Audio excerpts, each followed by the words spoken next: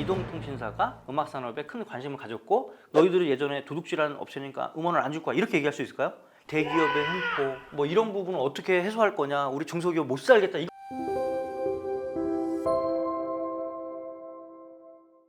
우리 지난 시간에 2000년도 그 디지털 음악 유통 시대에 여러 가지 패러다임이라든지 사건을 우리 정리를 좀 해봤고요. 그 다음에 이제 멜론이 어떠한 배경에서 탄생하게 되었나, 뭐 그들의 전략이 무엇이었나, 뭐 이런 걸 좀 얘기를 좀 해봤던 것 같아요.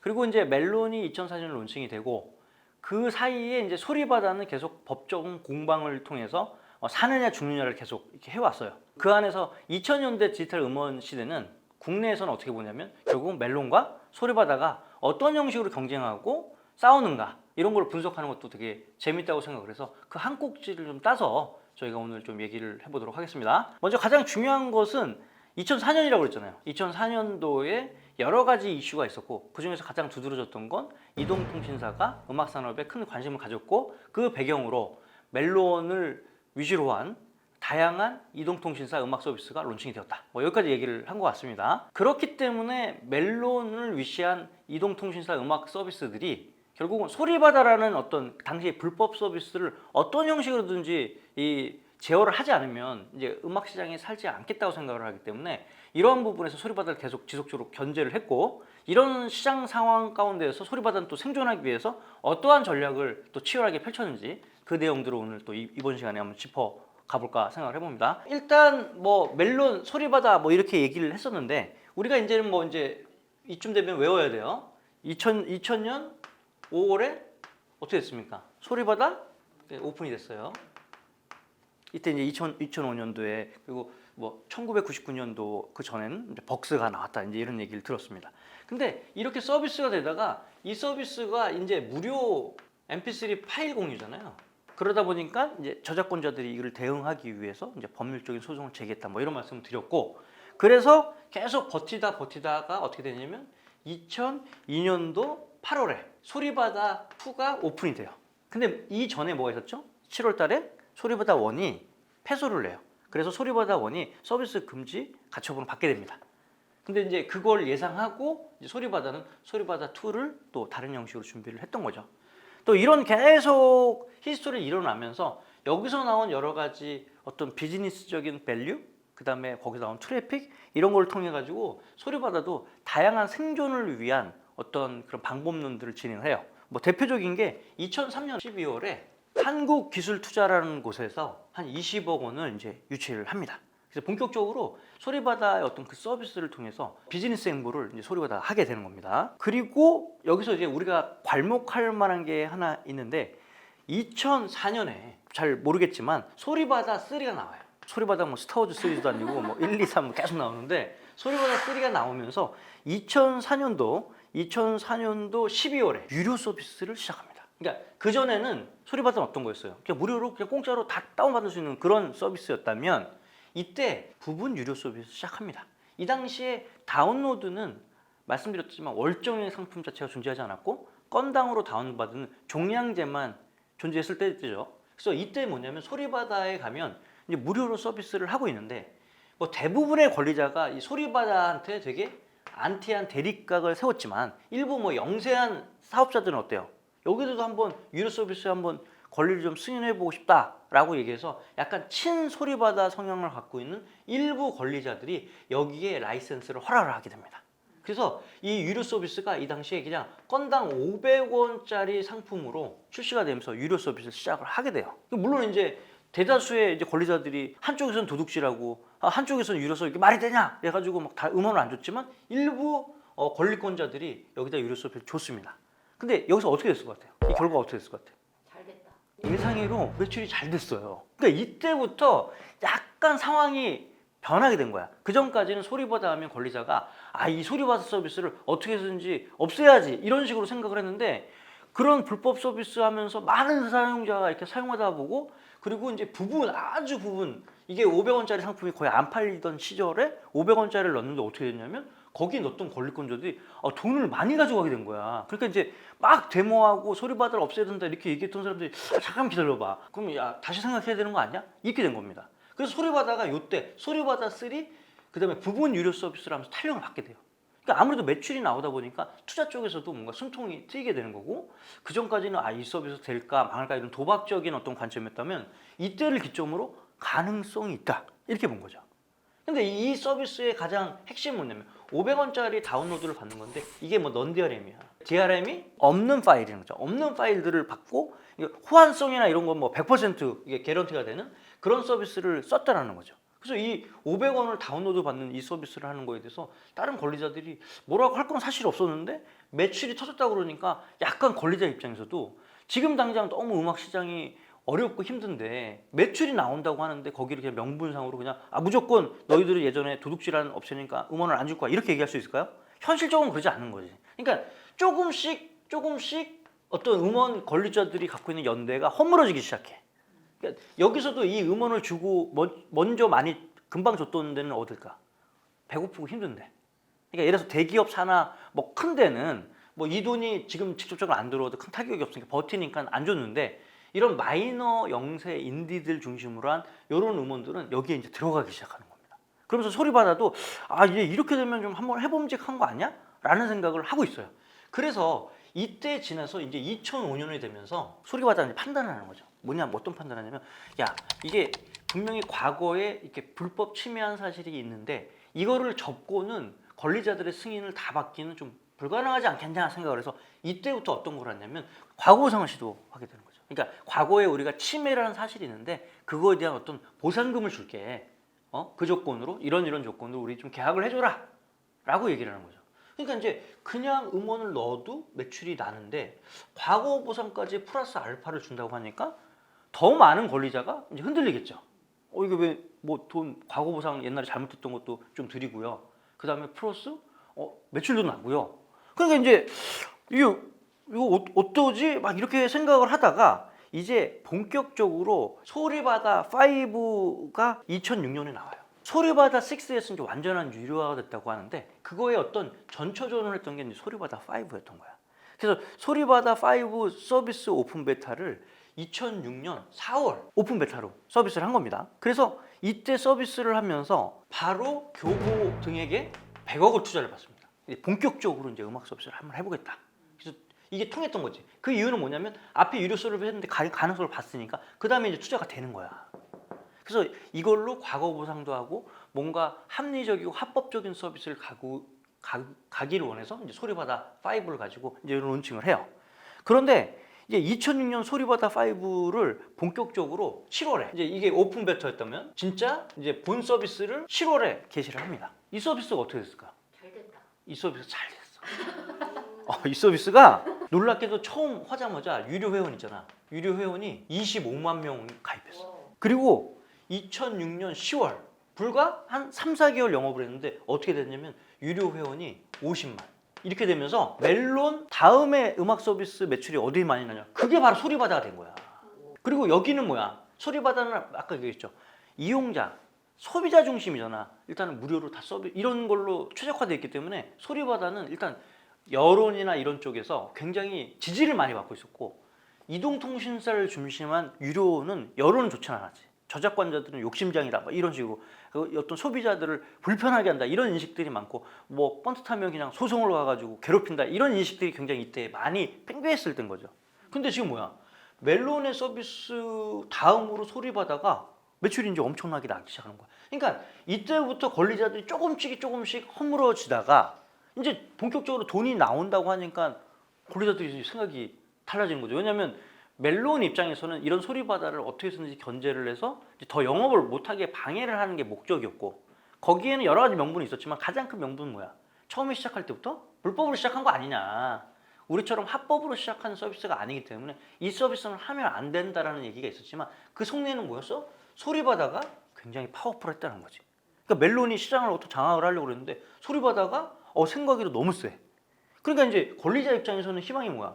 여기만 따로 주거나 여기만 주거나 이걸 원하는 게 아니라 둘 다 주겠지. 둘 다 줘야지 매출이 더 많이 날 거 아니야.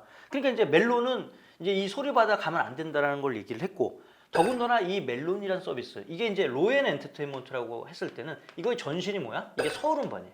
서울음반의 SK텔레콤의 멜론 영어권을 이 로엔 엔터테인먼트라는 회사로 이름을 바꾸면서 여기 음반을 갖고 있던 여러 가지 IP 플러스 멜론 서비스를 같이 하게 되면 권리자이면서 서비스 강자였던 로엔 엔터테인먼트 세상이 이때 이제 된 거야.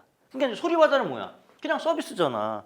그러니까 소리바다는 이 로엔 엔터테인먼트의 음원도 계약을 해야 되니까 아쉬운 소리를 하지만 멜론은 소리바다한테 뭐 끼울 일이 없어. 뭐 음원이 있는 것도 아니고 아무것도 아니니까.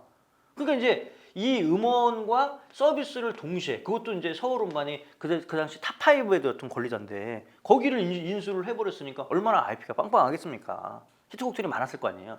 그것들을 이제 소리바다 쪽에다가 이제 견제를 하는 도구로 쓰게 된 거죠. 그래서 이제 소리바다 5가 유료회원 50만이 되면서 그러면 이제 소리바다도 이제 이 권리가 없다. 그럼 우리도 뭐가 해야 되지 않겠냐. 그래서 이때 뭐냐면 대리 중개 업체 중에서 초창기 중에서 가장 음원 어떤 관리를 많이 했던 회사가 여러분 잘 모르겠지만 마니네 미디어라는 업체가 있어요. 지금 뭐 유통사 지금 대리 중개 업체를 많은데 이게 1위 업체였어.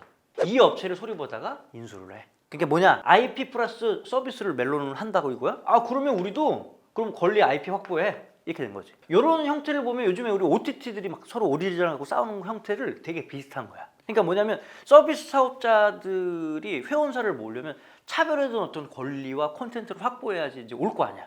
이 당시에도 이런 비슷한 서비스를 싸움을 한 거지. 그때랑 지금이랑 틀린 건 뭐냐면 우리 음악 서비스는 뭐냐면 이런 어떤 라이센스 갖고 서로의 어떤 견제를 하진 않아. 오리지널 뭐 예를 들어서 뭐 로엔에 있는 서비스를 멜론에서만 서비스를 이렇게는 안 하지. 뭐 소리바다든 벅스 뭐 이런 쪽에 다 서비스를 하는 개념이고 OTT는 오리지널은 우리만 쓰고 저기는 못 봐요. 이렇게 되는 거잖아. 지금 이제 그런 형태는 틀리지만 이때도 결국은 뭐냐면 이런 협상력을 갖기 위해서는 단순히 서비스만 해서는 안 된다. 라고 생각을 하기 때문에 소리바다도 결국은 마니네 미디어라는 이런 아주 큰 업체들을 이제 인수를 하게 됩니다. 그래서 결국은 이제 권리자 모양새가 어떻게 되냐면 소리바다와 멜론의 대리전이 되는 거야. 그러니까 멜론이 이렇게 있고 소리바다가 이거는 영어로 왜 썼을까? 자, 멜론 뒤에 서울 음반 있었고 소리바다 뒤에 마니네가 있다고 했잖아.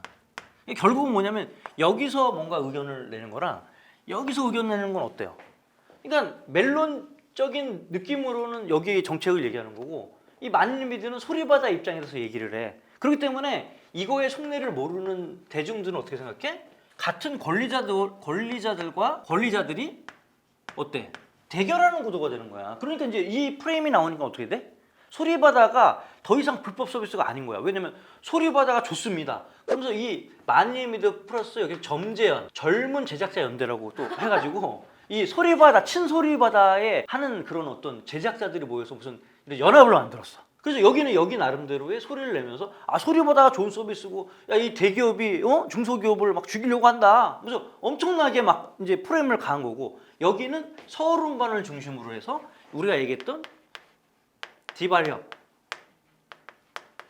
디지털 음악산업발전협의체 이게 우리 협회의 전신이잖아. 그죠? 여기에는 주요 뭐 이런 서울 음반도 있었지만 뭐냐면 직배사 당시에 뭐 소니 뭐 유니버셜 뭐 BMG 그 대신 BMG였어요. 워너 뭐 이런 쪽이 여기 다 다수에 포진된 거야. 그러니까 기본적으로 여기 있는 사람들은 뭐야? 다 좀 먹고 살만한 사람, 부자인 사람, 이런 사람들이 주로 모여 있는 거고 여기 뭐야? 여기는 가난한 사람들이 모여 있는 거야. 아니 그런 사람이 모여 있는 거야. 그러니까 이게 어떻게 돼? 어디서 많이 본 거잖아. 정치 프레임이 딱 이거잖아, 그지? 자연스럽게 보수가 되고 여긴 진보가 된 거야. 무슨 말인지 이해하겠습니까? 그러니까 여기에 논리는 항상 뭡니까? 대기업의 횡포 뭐 이런 부분을 어떻게 해소할 거냐, 우리 중소기업 못 살겠다 이걸로 계속 가는 거고 여기 있는 점재현이나 이런 쪽도 아니 뭐 멜론 대기업만 다 하고 거기랑 안 친한 사람은 챙겨주지도 않는데 소리바다도 같이 살려야 되는 거 아닙니까? 막 이런 얘기를 한 거고 여기는 뭐냐면 불법 서비스는 없애야 된다는 걸 가지고 양쪽으로 갈려진 거지. 이게 더 이상 멜론과 소리바다의 양 어떤 음악 서비스 간의 분쟁이 아니라 그 뒤에 이제 서로 세가 돼서 마치 정치처럼 보수 진보가 나눠졌던 거야. 그래서 실질적으로 이 소리바다는 그 여러 가지 소리바다 뭐 양정원 대표가 썼던 책이나 이렇게 읽어보면 되게 진보적인 성향, 어떤 중소기업, 약자를 보호해야 한다는 톤으로 굉장히 많이 썼어. 근데 여기는 무슨 정치적인 뭐 이데올로기 때문에 뭐 보수다 이런 얘기를 했냐? 아니야. 여기가 진보라고 얘기하니까 자연스럽게 여기 보수가 된 거야. 우리는 어떤 음악적인 가치 이외에 다른 건 관심이 없었는데 그런 식의 프레임들이 형성이 됐다. 그래서 국회나 정부도 약간 어떤 느낌이었냐면 야 소리바다를 그래도 이걸 완전 죽이기는 지금 굉장히 부담이 되는 거죠. 왜냐하면 소비자 대중들이 너무나도 이거 서비스를 원하고 있는데 이거를 정부가 불법이라고 해서 완전히 보내버리면 그러면 거기서 오는 여론에 대한 부담들이 있잖아. 그러니까 이제 의식을 하면서 정부도 어떤 명분을 삼았던 게 아 이런 그런 중소기업들은 좀 키워줘야겠다고 생각을 해가지고 이제 이거를 어떻게 합법 유료로 전환시켜 주는 작업들을 이제 정부가 하게 돼. 그러니까 이제 멜론은 어때? 아 되게 싫은 거지 이게. 그렇지 않아도 굉장히 가공할 만한 경쟁 구도인데 그런 구도에서 정부까지 이제 손을 들어서 근데 소리바다가 이 전방위로 권리자, 정부, 국회 이런 데 쫓아다니면서 이런 하소연을 많이 한 거야. 근데 약간 약자 모드가 되면 이런 사람들이 도와주세요. 그러니까 아무래도 대기업은 잘 먹고 잘 사는 데니까 그 반대급부에 있는 사람들은 얘기를 들어보면 그러네 이런 식의 얘기들이 많이 있었던 거고 그 여론전들을 소리바다 잘했다. 그러니까 이제 이렇게 되다 보니까 어떻게 돼? 멜론도 서울음방을 하나 갖고는 이게 안 되는 거야. 그러니까 어떻게 되냐면 자 우리가 디바렵이라는 걸 만듭시다. 근데 논리는 뭐냐면 여기 불법 서비스가 많으니까 그 불법 서비스에 대응하는 권리자의 뭔가 소사이티가 필요한 거 아니냐. 그래서 하나둘씩 모은 거예요. 그래서 디바렵에 처음에 운영할 때 들어가는 비용이나 이런 거를 로엔이나 서울음반 쪽에서 이제 되기 시작해요. 그래서 이 디바렵이라는 게 운영이 되는데 그 중에 멤버 중에 하나인 도레미 미디어. 당시에 이제 큰 음반사 중에 하나. 여기 팀장이 이제 저였던 거잖아요. 그래서 제가 거기서 나이가 제일 어렸기 때문에 연락처를 돌리고 그래서 간사를 한 거예요.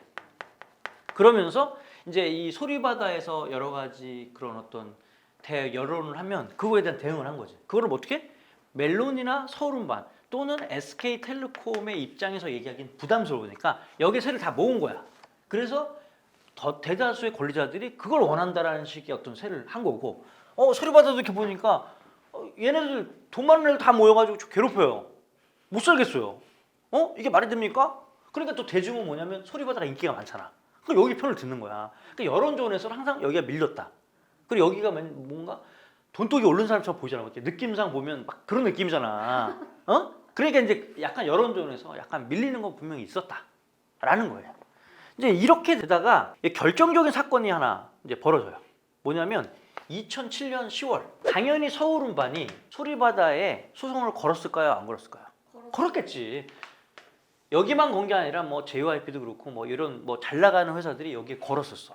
그러니까 이제 소리바다 1, 2, 3 뭐 이런 식으로 계속 소송 가처분 하다가 결국은 소리바다 5에서 P2P 금지 가처분에 승소를 하게 됩니다. 서울음반이. 그러니까 완전히 이제 뭐야? 소리바다는 접힐 수밖에 없는 상황이 벌어졌다는 거죠. 그러니까 이제 그 전에 서비스들도 되게 좀 어떻게 보면 애매했어요. 뭐 예를 들어서 그러면 권리자가 승인한 음원들만 파일 공유가 된 게 아니라 막 잘 찾아보면 승인을 안 한 것도 쓰고 올려 있는 거야. 그리고 소리바다 입장에서는 이건 내가 한 게 아니라 개인 간 PC 간 거래였기 때문에 우리가 모니터링을 못했다. 뭐 그게 맞는 건지 틀린 건지 우리는 지금 잘 모르지. 근데 좌우지간 그런 식으로 불법이 존재했었는데 이제는 그렇게 하기가 어려운 상황까지 벌어진 거지. 그러니까 소리바다가 이제는 생존의 문제잖아. 그리고 아까서 봤지만 교보증권 이런 데서 100억 받고 그 전에 어디야? 여기 한국기술투자제 20억 받고 투자를 계속 받으면서 했는데 투자자도 계속 있는데 이 소리바다가 가처분 당해가지고 이제 아예 접는데. 그러니까 소리바다는 이때 결단을 내릴 수밖에 없었던 거죠. 이게 이렇게 전면 유료화냐 아니냐 이렇게 가는 거예요. 근데 이거 소리바다에서 패소를 했는데 3심에서 그래서 서울음반 가서 그동안 죄송하게 됐는데요 열심히 하겠습니다. 그러면 여기서 계약을 해줄까 안 해줄까? 안 해주지. 해주겠어? 안 해주는 거야. 그거 시도를 계속 했겠지. 근데 이런저런 명분을 가지고 할 수 없는 상황을 만들었고 가장 큰 거는 불법을 계속 저질렀던 거 아니냐. 그래서 이제 안 해줘. 저기서 안 해준단 말이야. 그러니까 이제 소리바다는 살아야 하는데 저기서 안 해주니까 여러 가지 고민이 됐던 거죠.